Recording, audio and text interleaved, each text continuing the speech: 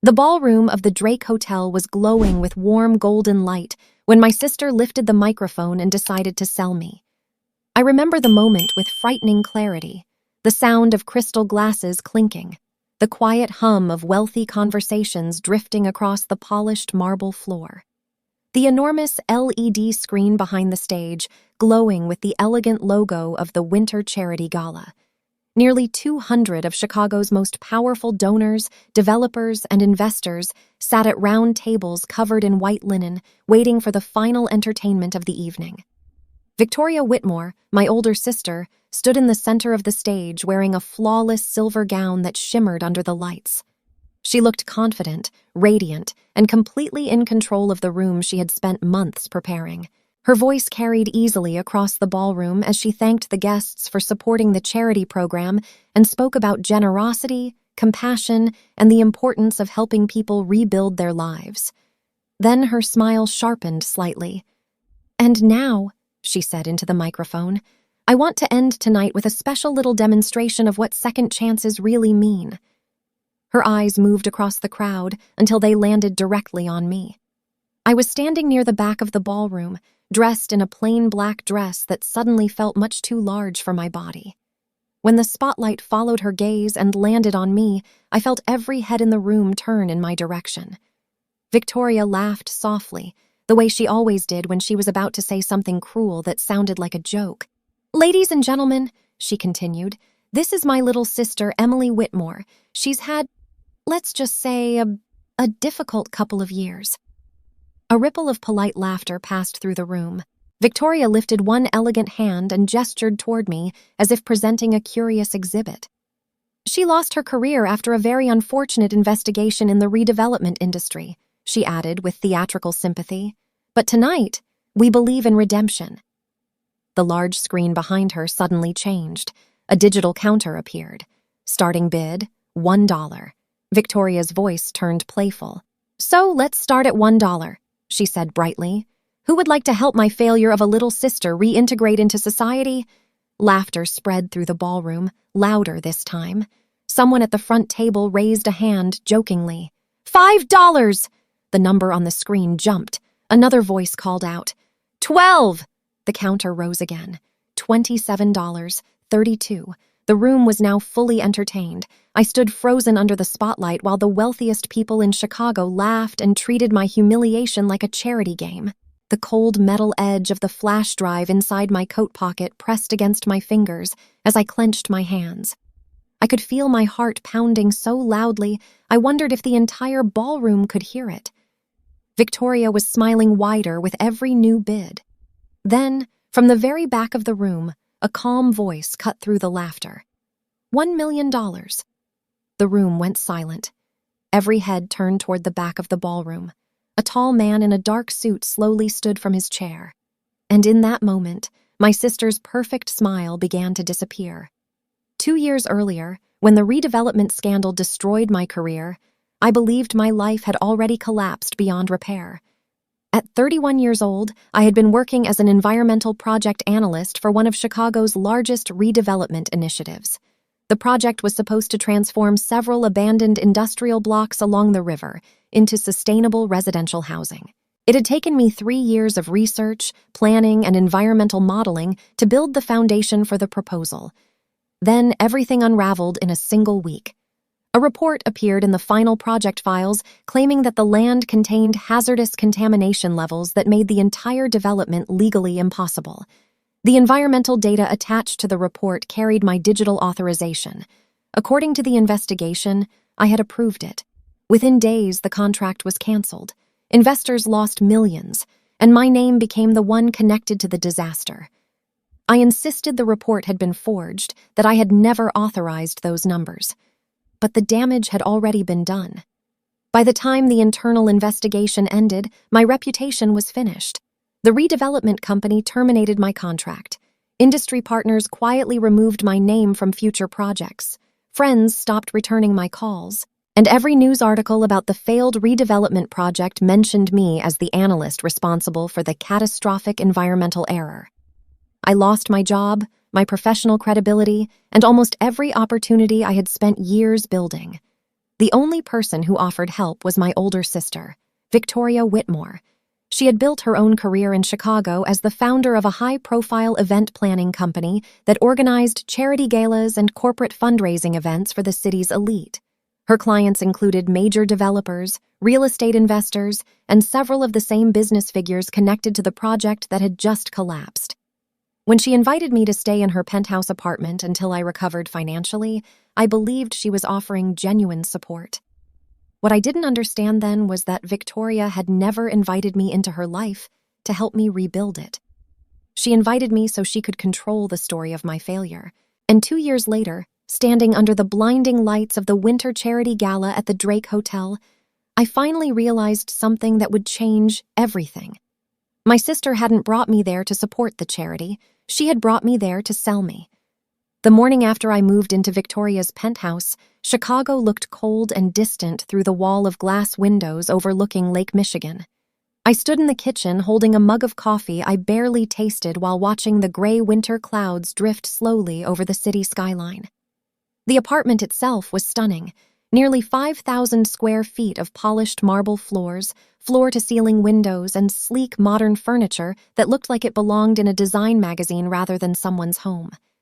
Victoria walked past me wearing a perfectly tailored cream blazer, scrolling through emails on her phone as if the world outside the window belonged to her. "You'll be fine here for a while," she said casually without looking up. "Just take some time to regroup." Her voice sounded calm, supportive even, but something about the way she spoke made it clear that I was no longer an equal in her world. 2 weeks earlier, my life had collapsed. The redevelopment project investigation had concluded publicly with my name attached to the forged environmental report. Even though I had insisted the data was manipulated, the company had already decided the scandal needed a clear explanation. I was the easiest explanation. No one in the industry wanted to be connected to someone associated with a multi-million-dollar project failure. My inbox filled with quiet rejection emails from consulting firms that had previously expressed interest in hiring me. "Due to recent developments, we are unable to move forward." The sentence appeared in different versions again and again. By the time my savings account started shrinking dangerously, Victoria had stepped in with her offer. "You can stay here as long as you need," she told me during our first dinner together in the penthouse. Preston, her husband, sat across the table swirling a glass of expensive red wine while studying me with an expression that made me feel like a disappointing investment. "Temporary," he added calmly. Victoria smiled as if the word were simply a practical detail. "Of course, just until Emily gets back on her feet." At first I believed them. The apartment had a spare guest bedroom overlooking the lake, and Victoria insisted that I shouldn't worry about rent while I searched for work. She even suggested that I could help her company occasionally if I felt bored during the day. "You're good with analysis and documents," she said one afternoon while standing in her home office surrounded by framed photos of charity galas and magazine features. "I could always use help organizing client data." Her event planning firm, Whitmore Prestige Events, had become one of the most recognizable names in Chicago's social scene. She organized luxury charity galas, corporate fundraisers, and high-profile networking events for the city's wealthiest donors, the kind of events that decided reputations. I started helping with small administrative tasks almost immediately, updating guest lists, reviewing sponsorship contracts, preparing digital presentations for upcoming charity events. It felt harmless, even comforting. For the first time since the investigation destroyed my career, I felt like I was still part of a professional environment. But the dynamic between Victoria and me slowly began to change. At first, the comments were subtle. "Emily can help with that," she would say during meetings with her assistants. "Emily has plenty of time right now." The assistants nodded politely while typing on their laptops, but I noticed the quick glances they exchanged with each other. They knew my name. Everyone in Chicago's development industry did. The analyst responsible for the disastrous redevelopment report. One evening during a small dinner party in the penthouse, I overheard Preston speaking to one of Victoria's business partners near the balcony. "Family loyalty," Preston said with a quiet laugh. "Victoria insisted we give her sister somewhere to stay after that investigation mess." His friend chuckled sympathetically. "That must be awkward." Preston took a slow sip of whiskey. "It's manageable." I stood in the kitchen doorway listening to the conversation while pretending to organize empty wine glasses. That was the first moment I understood something uncomfortable. In Victoria's world, my presence wasn't a quiet family recovery. It was a story, a cautionary example. Over the next few weeks, she began including me more frequently in her company operations, but always in a strangely visible way. Whenever clients visited the penthouse office, Victoria introduced me with the same carefully practiced explanation. "My sister Emily is staying with us for a while after her redevelopment project collapsed." The sentence always hung in the air just long enough to make the room uncomfortable. Then Victoria would change the subject to the charity event she was planning next, the Winter Charity Gala at the Drake Hotel. The event would bring together investors, developers, political donors, and media outlets from across Chicago. Victoria spoke about the gala constantly. "It's going to be the biggest event our firm has ever hosted," she told me one evening while reviewing the final presentation slides for the program. Hundreds of influential guests, a live charity auction, a massive LED stage display. "This event will put Whitmore Prestige events on the national map." I nodded while adjusting the layout of the digital presentation on the screen. Then my eyes caught something strange in the draft program, a section near the end titled Stories of Resilience. Below it was a placeholder, Emily Whitmore, special segment. I frowned. "What's this section for?" I asked. Victoria didn't even glance up from her phone. "Oh, that," she said lightly. "A little surprise for the audience." Then she smiled. "You'll see." The first time I saw the files on Victoria's office server, I thought it was a mistake. It was a quiet Wednesday afternoon, the kind of cold Chicago day when the sky outside the penthouse windows turned pale gray and the city seemed to move more slowly. Victoria had left early for a meeting with a hotel manager to finalize arrangements for the Winter Charity Gala, and Preston was at his real estate office downtown. For the first time in weeks, the penthouse was silent. I was sitting at the large glass desk in Victoria's office organizing sponsor documents for the gala. The task itself was simple, matching company names to their donation tiers and confirming their seating placement for the event. Gold tier donors sat closest to the stage. Silver tier sponsors filled the middle rows. The most powerful investors and developers in the city would be there. As I worked through the files, I opened one of the folders labeled Redevelopment Sponsorships. At first, I assumed the folder was related to the charity gala. Several development companies had contributed large donations to support the event, and Victoria wanted to make sure they received the right public recognition. But the moment the files opened, something felt wrong. Several documents inside the folder carried familiar project names, the same names connected to the redevelopment project that had destroyed my career. I leaned closer to the screen, my heart suddenly beating faster. The folder contained internal communication logs between Victoria's company and several real estate development firms. At first, the messages seemed ordinary, scheduling meetings, coordinating sponsorship contracts, discussing publicity arrangements for the charity gala. Then I noticed one email thread with a subject line that froze me in place. Environmental report verification. The date was from 18 months earlier, exactly 1 week before the investigation into my project had begun. I opened the thread slowly. The first message came from a consulting firm that specialized in environmental assessments for commercial redevelopment projects. They were asking for confirmation that a revised contamination report had been delivered to the city planning office. The second message came from someone inside Victoria's company. The sender's name was blurred by the internal system tag, but the message included a short confirmation. Report delivered, authorization confirmed. The attached document was a digital copy of the same environmental report that had ended my career. My throat tightened as I opened the attachment. The numbers on the report were the same false contamination levels that had triggered the project cancellation. The digital authorization stamp at the bottom carried my name. Emily Whitmore, Environmental Project Analyst. The same forged approval I had spent months trying to prove wasn't mine. I stared at the screen, trying to understand what I was seeing. According to the investigation, the report had been discovered in my project files and submitted through the redevelopment company's internal database. That evidence was the reason the company concluded I had approved the document. But this email thread showed something different. The report had been circulating outside the company before it ever appeared in the official project records. Someone had delivered it directly to city officials, and that delivery had been confirmed through Victoria's company. My hands began to tremble slightly on the keyboard. I scrolled further through the email thread. More messages appeared. Discussions about environmental delays, references to contract renegotiations. One email mentioned that the contamination findings would accelerate the transfer of redevelopment rights to the new investor group.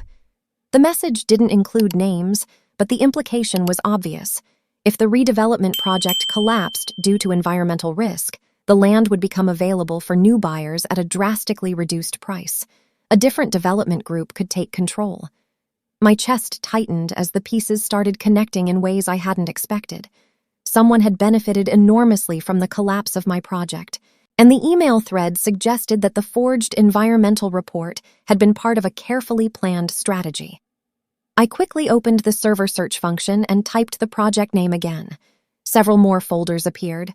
Some contained financial spreadsheets related to the charity Gala. Others included internal scheduling documents, but buried inside one folder labeled Private Client Communications, I found a series of encrypted attachments connected to shell companies I had never heard of. The dates matched the same period when the redevelopment contract had been canceled. A cold realization began forming in my mind. If the forged report had been used to destroy the project intentionally, someone had needed two things: access to the environmental data, and a way to deliver the false report into official city records. I slowly leaned back in the chair. For 18 months, I had believed the investigation that labeled me responsible for the disaster, but the files on Victoria's server were telling a different story. Someone had been manipulating the redevelopment project long before the scandal reached the news, and somehow, my sister's company was connected to the communication trail that delivered the forged report. My pulse hammered in my ears as I looked at the glowing computer screen, because if those files were real, it meant something far worse than a professional mistake had destroyed my career. It meant someone had planned it, and for the first time since the investigation ended, I began to suspect that the story of my failure had never been the truth at all. I didn't move for several minutes after realizing what the files on Victoria's server meant. The office around me felt suddenly smaller, as if the sleek white walls and polished glass furniture were closing in while my mind struggled to process what I had just discovered. Outside the massive windows, Lake Michigan stretched across the horizon like a sheet of steel under the dull winter sky. My name was still attached to the forged report. The investigation had ended months ago. The industry had already judged me. But the email thread I had just opened suggested something that completely changed the story. The report had existed outside my company before it ever appeared in my project database. Someone had moved it deliberately, someone who understood exactly how the investigation would unfold. My fingers hovered over the keyboard again. I opened another email thread in the same folder. This one contained short messages between Victoria's firm and a consulting company that specialized in environmental risk assessments. The consultant mentioned urgent adjustments to contamination figures for a redevelopment parcel near the Chicago River. The same parcel connected to my project. My pulse quickened as I scanned the attachments. Several spreadsheets showed environmental test results from earlier site surveys. The numbers matched the original clean report my team had submitted months before the scandal began. Then, further down the thread, another file appeared. Revised contamination data. The revised numbers were dramatically higher, exactly the same values that had appeared in the forged report. A cold weight settled in my chest. The environmental data had been manipulated before the document was ever submitted through my company's system. Someone had altered the numbers, attached my authorization, and delivered the report to city officials before my firm even knew it existed. I opened the message header again, looking for the sender's name. The internal system tag masked the individual identity, but the company domain was unmistakable. Whitmore Prestige Events, Victoria's firm. I pushed back from the desk slowly, trying to steady my breathing. There was still a possibility that the connection was innocent. Victoria's company worked with dozens of development firms for charity sponsorships and networking events. Maybe her office had simply forwarded documents between clients without realizing their significance. But the deeper I searched the server, the less believable that explanation became. Another folder contained financial records tied to shell companies that had donated large amounts of money to Victoria's charity events. At first glance, the payments looked like normal sponsorship contributions. Then I noticed the dates. Several of the donations appeared just weeks after the redevelopment project collapsed. Each payment came from a different limited liability company. Each company had been created within the same 2-month period, and each one had indirect financial connections to a single development group that had quietly acquired the abandoned land parcel after the scandal. My stomach tightened. The group had purchased the land for less than half its original projected value, because the environmental report had labeled it too contaminated for safe redevelopment. I leaned forward again and opened one of the shell company records. The document listed the registered legal contact for the company. The name made my breath catch. Preston Hale, my brother-in-law. The room felt suddenly silent in a way that made the sound of my own breathing seem loud. Preston worked in commercial real estate development. That much I already knew. He had always spoken casually about land acquisitions and investor negotiations during dinners at the penthouse. But I had never imagined that his business connections might overlap with the project that destroyed my career. Now the server files suggested something impossible to ignore.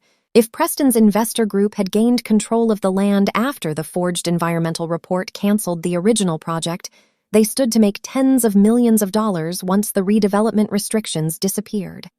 The scandal that ruined my reputation had created an extraordinary opportunity for someone else, and the communication trail that delivered the forged report ran through my sister's company. I stared at the glowing screen while the realization slowly settled in. For 18 months, I had believed the official investigation. I believed the report had somehow appeared in my files because of a mistake I couldn't explain. But the evidence on Victoria's server told a different story. The forged document had been prepared outside my company. It had been distributed through Victoria's business network, and it had cleared the way for Preston's investors to acquire the land at a fraction of its value. My hands began to tremble slightly, because if this was true, then the people who had benefited most from the scandal were the same people I had been living with for the past 2 years. The penthouse suddenly felt less like a temporary refuge, and more like the center of a story I had never fully understood. I reached into my pocket and pulled out my phone. For several seconds, I stared at the blank screen while a single thought repeated in my mind. If these files disappeared tomorrow, no one would ever know the truth. Slowly, carefully, I opened the desk drawer beside the computer and found a small flash drive used for transferring client presentations. Then I returned to the keyboard. If my sister and her husband had built their success on the collapse of my career, I needed to make sure the evidence couldn't vanish as easily as the story they created about me. I barely slept the night after copying the files from Victoria's server. The flash drive rested on the nightstand beside my bed, no larger than my thumb, yet it felt like the heaviest object in the room. Every time I closed my eyes, the same thoughts returned. The altered environmental data. Preston's name connected to the shell companies. The email thread confirming the forged report before it ever appeared in my project system. For 18 months, I had believed the investigation's conclusion. Now, the truth sat quietly beside my bed in a piece of plastic worth less than $20. When morning light crept through the curtains of the guest bedroom, Chicago looked pale and frozen outside the glass walls of the penthouse. I stood by the window, watching the icy wind ripple across Lake Michigan while trying to decide what to do next. If I exposed the files, the scandal could destroy Victoria's business. It could also pull me back into a legal fight with powerful investors who had far more influence than I did. But doing nothing meant accepting the lie that had already ruined my career. By the time I walked into the kitchen, Victoria was already dressed for the day. She stood at the marble island reviewing messages on her phone while the espresso machine hummed softly beside her. "You're up early," she said without looking at me. Her tone was casual, almost warm, as if nothing in the world had changed overnight. I poured a cup of coffee and tried to keep my voice steady. "Couldn't sleep." Victoria glanced up briefly. "You're probably still stressed about the job situation," she said. "Give it time. People forget scandals faster than you think." The word scandals lingered in the air. I wondered if she realized how carefully she used it whenever she referred to the investigation.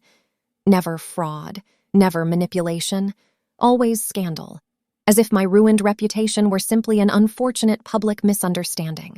Victoria slid her phone into her purse and picked up a leather folder from the counter. "Big day today," she added. "Final sponsor confirmations for the Winter Charity Gala." The gala again. For weeks, the event had dominated nearly every conversation in the penthouse. Victoria described it as the most important project her company had ever organized. Hundreds of guests, major corporate sponsors, investors from across the city. "The Drake Hotel ballroom is going to look incredible," she continued while walking toward the door. "You should see the stage design we finalized yesterday." I forced a polite nod. The flash drive in my pocket suddenly felt warmer against my leg. If the evidence on it was real, the same investors attending Victoria's gala might be connected to the scheme that destroyed my redevelopment project. Victoria paused near the doorway. "Oh, and I almost forgot," she said, turning back toward me with a small smile. "You're coming to the gala." The words caught me off guard. "I am." "Of course," she replied. "You helped organize half the sponsor documents. It's only fair you see the final result." She spoke as if it were a generous invitation, but something about the way she studied my reaction made my chest tighten slightly. "The guest list is impressive this year," she continued casually. "Developers, investors, even a few journalists." Then she added something that made my pulse quicken. "And one very interesting guest." I frowned. "Who?" Victoria's smile widened slightly. "Jonathan Sterling." The name landed like a sudden drop in temperature. Sterling was one of the most influential investors in Chicago's redevelopment industry. His firm had built a reputation for exposing financial misconduct in large urban development projects. When scandals appeared in the news, Sterling was often the person quietly funding the investigations behind them. "What's he doing at a charity gala?" I asked. Victoria shrugged lightly. "He's been traveling through the Midwest meeting with investors. Apparently someone convinced him the event might be entertaining." Entertaining. The word echoed strangely in my mind. Victoria picked up her coat and headed toward the elevator. "Wear something simple," she added over her shoulder. "Nothing too formal. You'll mostly be helping backstage." Then she stepped into the elevator and disappeared down the private lobby. I remained standing alone in the kitchen for several seconds. Jonathan Sterling, the man known for uncovering hidden corruption in redevelopment deals. And Victoria had just invited me to attend a ballroom filled with the same investors connected to the project that destroyed my career. Slowly, I returned to the office desk where we kept the gala presentation materials. The large monitor displayed the digital program schedule for the evening: opening speech, sponsor acknowledgements, charity auction. Then near the end of the program, I saw the same section that had caught my attention days earlier. Stories of Resilience, Emily Whitmore, special segment. My stomach tightened. Victoria hadn't invited me to the gala to thank me for helping with the preparations. She had invited me because she planned to use my failure as part of the entertainment, and this time, the audience wouldn't just be her assistants or dinner guests. It would be the most powerful people in Chicago. I slipped the flash drive deeper into my pocket and stared at the glowing screen. Because if my sister wanted to turn my humiliation into a spectacle, she had chosen the worst possible room to do it. A room where the truth might finally have the chance to speak. The ballroom of the Drake Hotel looked like something pulled straight from a luxury magazine. Golden chandeliers hung high above polished marble floors, casting warm light across rows of perfectly arranged round tables. Crystal glasses glittered beside silver cutlery, and soft orchestral music floated through the room, while waiters moved gracefully between guests carrying trays of champagne. Nearly every table was filled with people whose names appeared regularly in Chicago's business pages. Real estate developers, investment executives, corporate sponsors, politicians who understood exactly how much influence the redevelopment industry carried in the city. Victoria moved through the crowd like the queen of the entire evening. Her silver gown shimmered under the lights as she greeted donors with practiced warmth, shaking hands and offering polished compliments. Every few minutes, she gestured proudly toward the stage, where the enormous LED screen displayed the elegant logo of the Winter Charity Gala. Whitmore Prestige Events, her company. Everywhere I looked, people were congratulating her. "The ballroom looks incredible, Victoria. You've outdone yourself this year. Best charity gala Chicago has seen in years." She smiled at every compliment, as if she had been born to stand in rooms like this. I stayed near the edge of the ballroom, where the lighting was dimmer. Victoria had insisted that I wear a plain black dress that felt almost invisible beside the expensive gowns surrounding me. I told myself that the simplicity didn't matter. Tonight wasn't about fashion or social appearances. The flash drive in my coat pocket pressed firmly against my side. Inside it were the files that could expose the truth about the redevelopment scandal, the files that connected my sister's company to the forged report that destroyed my career. Across the ballroom, I noticed a tall man standing quietly near the back wall, Jonathan Sterling. He wasn't speaking loudly or drawing attention to himself. In fact, he looked almost detached from the glamorous atmosphere around him, studying the room with calm, observant eyes. Several investors stood nearby, speaking with him in low voices. The man had a reputation for uncovering corruption that powerful people preferred to keep hidden. Seeing him in the same room where my humiliation was about to become entertainment made my pulse quicken. Music faded as the lights dimmed slightly. Victoria stepped onto the stage. Applause spread across the ballroom while she approached the microphone with the confidence of someone who knew the entire room belonged to her. "Good evening, everyone," she began smoothly. "Thank you for joining us for the Winter Charity Gala." Her speech moved effortlessly between charm and authority. She spoke about community programs, donations for struggling families, and the importance of helping people rebuild their lives after difficult setbacks. The audience listened attentively while the LED screen behind her displayed images of the charity organizations receiving support. Then Victoria's voice softened slightly. "One of the things I believe most strongly," she continued, "is that everyone deserves a second chance." She paused. Her eyes drifted across the ballroom, until they found me. A spotlight followed her gaze. The bright beam of light landed directly on my shoulders. "Some of you may know that my younger sister Emily has been through a difficult time recently," Victoria said gently. Several guests turned their heads. A few people recognized my name immediately. Whispers spread quietly between the tables. Victoria smiled sympathetically. "She lost her career after a redevelopment investigation that went very wrong," she explained. "But tonight is about redemption." The screen behind her flickered. The elegant charity logo vanished. A digital counter appeared instead. Starting bid, $1. Confused laughter rippled through the ballroom. Victoria lifted the microphone again. "I thought we could end tonight with a little community participation," she said brightly. "Who would like to help my sister start over?" The room erupted with amused curiosity. Someone near the front table raised a hand. $5! The number on the screen jumped instantly. Another voice called out, $12! The counter climbed higher. 20, 27, 32. Each number drew louder laughter from the crowd. The wealthiest people in Chicago were now bidding on my dignity like it was a joke. Victoria leaned casually against the podium. "Come on, everyone," she teased. "Surely someone here values a fresh start more than $30. More laughter. Someone shouted 40. Another guest called 50.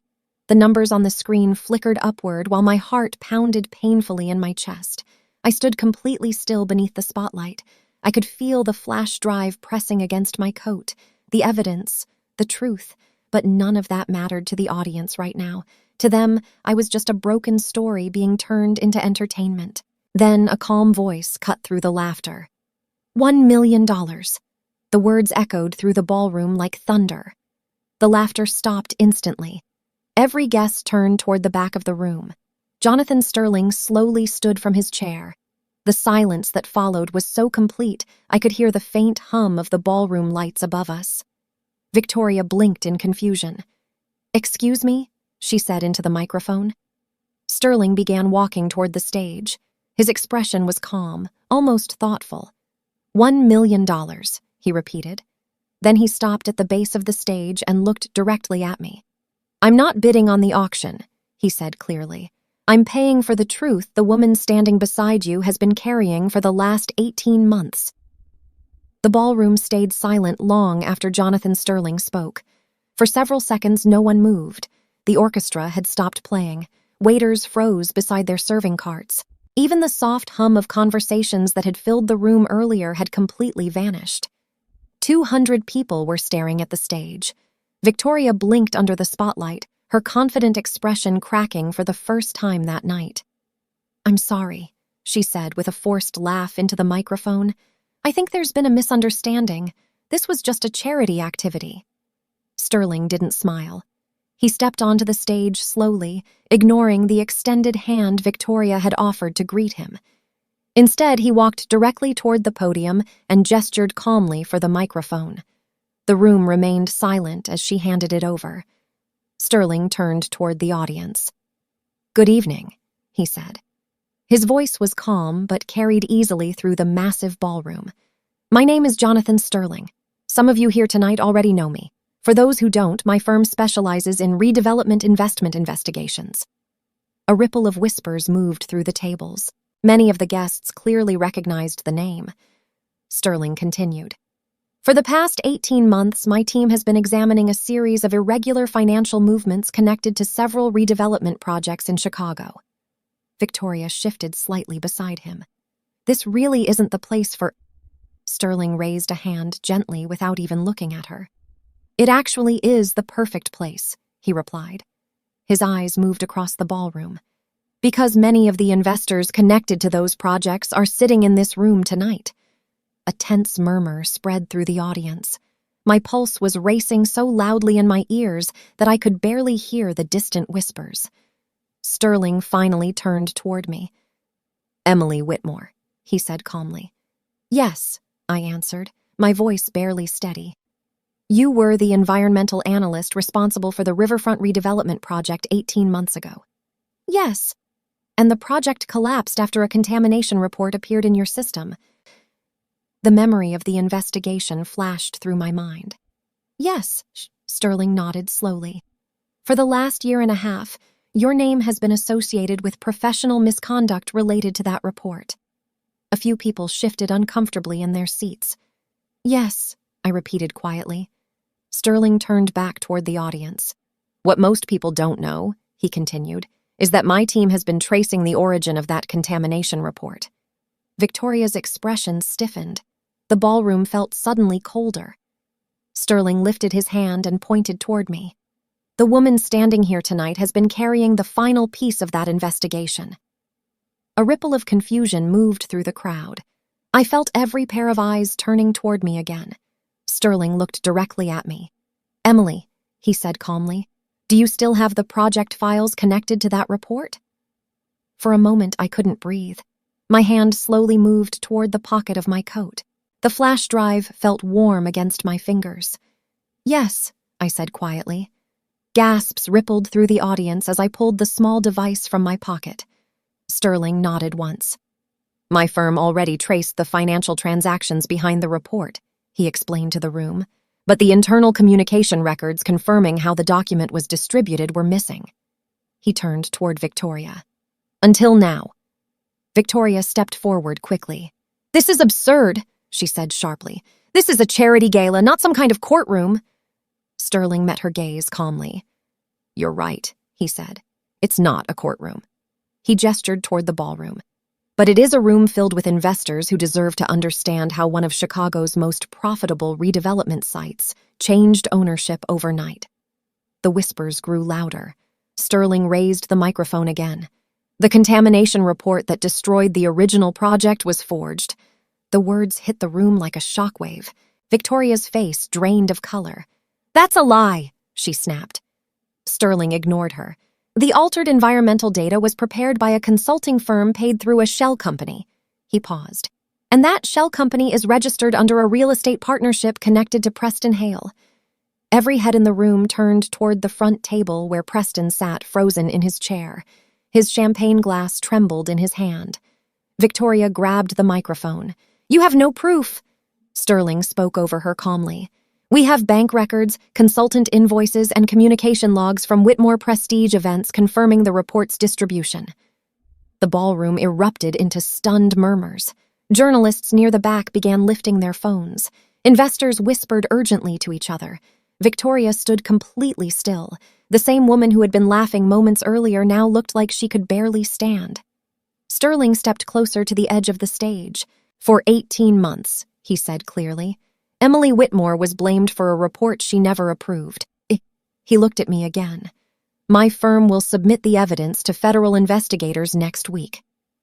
A wave of applause suddenly broke through the room, not loud at first, but growing. The same guests who had laughed during the auction were now watching me with completely different expressions. Respect, shock, understanding. Victoria tried to speak again, but the noise drowned her out. Security staff approached the stage quietly, trying to calm the chaos spreading through the ballroom. Sterling leaned slightly toward me. "You built the original redevelopment plan," he said quietly. "Yes," he nodded. "Then maybe you should be the one who rebuilds it." I looked out across the ballroom filled with the most powerful people in Chicago. Just minutes earlier, they had been laughing while my sister sold me for a few dollars. Now they were watching the truth rewrite the story of my life. And for the first time in 18 months, I realized something extraordinary. The night my sister tried to destroy me had just become the night everything changed. The morning after the gala, Chicago woke up to a different story than the one my sister had planned. By the time I opened my phone, dozens of notifications were already waiting. News clips, social media videos, and headlines from local business outlets were circulating everywhere. Nearly every recording captured the same moment. The instant Jonathan Sterling stood up in the ballroom and turned my humiliation into a public investigation. Charity Gala turns into corporate scandal. Redevelopment fraud allegations emerge at Drake Hotel event. Investor confronts Chicago developer over forged environmental report. For 18 months, my name had appeared in headlines connected to failure. Now it was appearing beside words like investigation and evidence. Victoria's company reacted quickly. Whitmore Prestige Events canceled several upcoming corporate contracts within 48 hours. Major sponsors released quiet statements distancing themselves from the scandal. By the end of the week, 2 board members had resigned from advisory partnerships connected to Victoria's event firm. The same people who once praised her flawless networking skills suddenly seemed eager to avoid her calls. Preston's situation deteriorated even faster. Once Sterling's firm submitted the financial records to federal investigators, several development companies began internal audits related to the riverfront land acquisition. Preston's real estate firm announced that he would be stepping away from his position while the investigation continued. The speed of the fallout felt surreal. For nearly 2 years, I had lived with the quiet assumption that my professional life was over. But watching the truth unfold publicly felt less like revenge and more like watching a long-delayed correction finally take place. A week after the gala, I met Jonathan Sterling again. His office overlooked downtown Chicago from the top floor of a quiet glass tower near the river. The windows behind his desk revealed a view of the same redevelopment district where my original project had once been planned.